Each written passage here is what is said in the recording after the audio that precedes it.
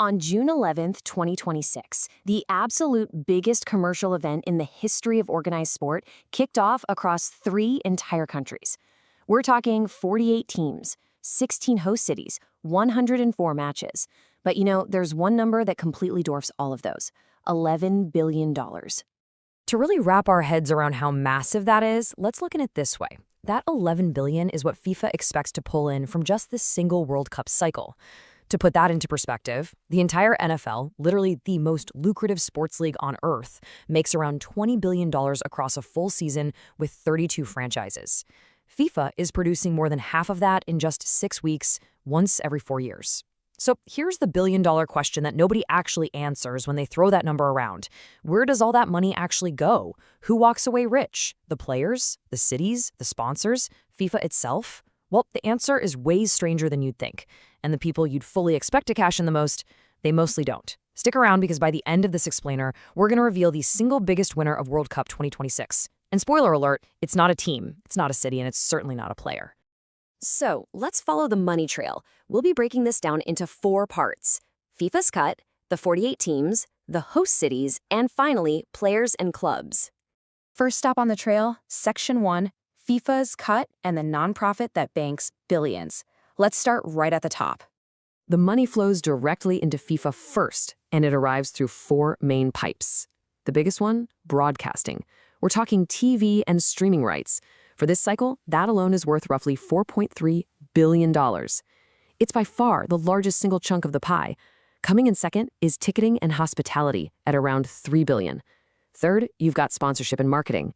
Think of your massive Adidas, Coca-Cola, and Visa deals, pulling in about $2.7 billion. And finally, a slightly smaller slice, around $670 million, comes from licensing. That's your video games, the merch, those official sticker albums we all know. Now, here's a twist that might actually surprise you. On paper, FIFA is a non-profit organization. Yeah, seriously. Technically, it isn't supposed to make money. It's supposed to redistribute it right back into the global game. And to be fair, it does pour money back out, which we'll definitely get to. But non-profit doesn't exactly mean they're broke. Over a 4-year cycle, FIFA's financial reserves swell into the billions. The organization spends roughly $3.8 billion to actually run the tournament. Operations, team services, venues, prize money. And they just keep building up this massive war chest with whatever is left over. Honestly, even at $11 billion in revenue, some industry insiders argue FIFA is actually undercharging for its own product. Just hold on to that thought, because it definitely matters later on. Moving on to Section 2, the 48 nations. What do the teams actually win? So FIFA takes all that money in, and now they start pushing it back out. The first stop? The teams themselves. The total prize pot for the 48 nations is a record-smashing $871 million. That makes this the most lucrative World Cup in history, roughly double what the teams shared just 4 years ago. Here's exactly how it breaks down. Before a single ball is even kicked, every single qualified nation is guaranteed at least $12.5 million just for showing up. That's $10 million in qualification money plus $2.5 million just for tournament preparation. So think about that. The absolute worst-case scenario for a team that goes out there and loses all 3 of their group games, they still walk away with $12.5 million in the bank. But of course, on top of that base guarantee sits a massive $655 million performance pool. Basically, the deeper you go, the more you earn. And because the tournament expanded to 48 teams this time around, FIFA added a brand new knockout round, the round of 32. That created a whole new payday tier that literally never existed before. Roughly speaking, depending on when you exit, group stage gets you around $9 million. Round of 32, $11 million. Make it to the round of 16, it's $15 million. Quarterfinals jump to $19 million. Semifinalists who finish 3rd or 4th take home anywhere from $27 to $29 million. The runner-up gets $33 million. And the ultimate champions, $50 million. That is the most any nation has ever earned from lifting the trophy. But wait, here's the catch that trips almost everyone up. That $50 million, it doesn't go to the players directly. No way. It actually goes straight to the country's National Football Federation. The federation is the one who then decides exactly how much trickles down to the squad as bonuses. And let me tell you, that split varies wildly from country to country. Some federations are super generous. Some are famously not. which is exactly why you'll occasionally see wild stories about national teams threatening to strike over unpaid bonuses right before a major tournament kicks off. So next time you hear the winners get 50 million, the more accurate version is the winning country's football association gets 50 million, and the players have to negotiate for their slice of it. All right, let's look at Section 3, Host Cities, the promise versus the receipt. This is where the money story gets pretty political and honestly a little uncomfortable.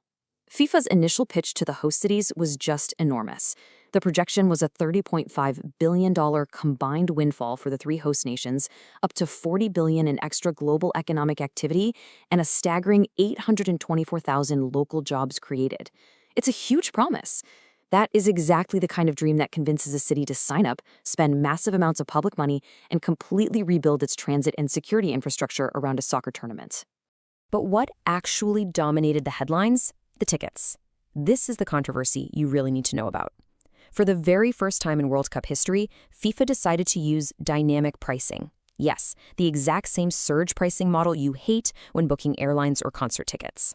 Prices moved in real time based on demand. So while the absolute cheapest group stage seats started around $60, premium seats for the final were listed as insanely high as $6,730. It was reported that getting into the U.S. team's opening match was hovering around $1,000 a ticket. And get this, in some American host cities, parking alone hit $175. I mean, fans could literally pay more to park their car than to sit inside the stadium. As you'd expect, the backlash was incredibly loud. U.S. lawmakers actually wrote formal letters to FIFA. A New York mayoral candidate even launched a campaign literally called Game Over Greed, directly demanding price caps and discounted tickets for locals. They pointed out that past hosts like South Africa, Brazil, Russia, and Qatar all gave their residents cheaper access. And as kickoff rapidly approached, thousands of tickets for lower demand matchups were just sitting there unsold, with some resale prices crashing to below $100. Let's pivot to Section 4, Players and Clubs, or what I like to call the hidden payday. We have to talk about the people actually out there on the pitch and the clubs that employ them for the other 50 weeks of the year. First off, there's a really obvious fact that most people completely miss. A player's massive club salary does not stop during the World Cup. A superstar earning, say, $200,000 a week keeps banking that exact amount, whether he's playing for his club back home or his country at the tournament. That World Cup bonus from the federation we talked about earlier, that's just extra on top. It's definitely not their main income. For most of these elite players, their club wages totally dwarf anything the national team pays them. But here is the genuinely clever piece of this whole money machine, the part almost no casual fan knows about.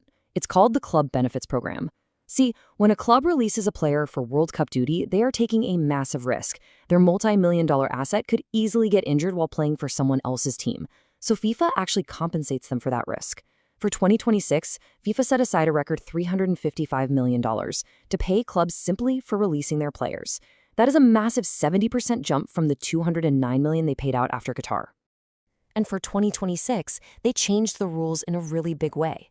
For the very first time, clubs get paid even for releasing players to the qualifiers, not just the final tournament itself. So imagine a smaller club in, say, Africa or South America, whose player featured in a qualifying match but never actually made the final World Cup roster. Well, they now get a check too. Just to give you an idea of the scale, after Qatar, 440 clubs across 51 countries shared the pot. Manchester City alone took the biggest single payment, which was around $4.6 million. So while the players grab all the headlines and hoist the trophy, their clubs are quietly collecting hundreds of millions in the background just for the privilege of lending them out. Okay, final section, 2026 versus 2022, how the game got twice as big. When you look at the sheer growth of this tournament compared to the last one, it's honestly staggering. Qatar 2022 generated about $7.5 billion in revenue. 2026, targeting $11 billion. The prize pool jumped from $440 million to $871 million. That's nearly double. The winner's check climbed from the $42 million that Argentina took home up to $50 million. The club benefits pot grew from $209 million to $355 million. And of course, the field itself exploded from 32 teams up to 48. So why such a massive leap? Well, it essentially boils down to three things. One, more teams literally means more matches. We went from 64 matches to 104, which means FIFA has about a third more advertising inventory and streaming hours to sell to networks. Two, North American time zones line up beautifully with some of the world's absolute richest ad markets. And 3, utilizing those massive NFL-grade stadiums in a premium hospitality business pushes ticketing revenue to absolute record highs. For a little more context, go back just one more cycle. Russia 2018 generated about $5.4 billion. So in just 8 short years, the World Cup roughly doubled in size. This isn't just a sport having a good year, folks. It is a compounding commercial machine. So let's bring it all back home to the question we started with. Where does that $11 billion actually go? Well, as we've seen, a huge slice goes right back out the door. $871 million to the teams, $355 million to the professional clubs, and billions more poured right into running the massive tournament operations. The host cities are out there chasing an economic windfall that, well, might end up being a bit smaller than they were originally promised. The players secure a nice bonus on top of their massive club salaries that never stopped paying out, and the sponsors and broadcasters, they're simply buying access to the single most watched stage on Earth. But who is the single biggest long-term winner in all of this? It's the organization sitting at the very top of the pipe, the one that takes all the money in first, the one that technically calls itself a nonprofit, yet routinely walks away with billions in financial reserves year after year, every 4-year cycle, while literally everyone below it scrambles and negotiates for a slice of the pie. The house, as always, wins. So what do you think of this massive financial setup? Does knowing exactly where the $11 billion goes change how you'll watch the game?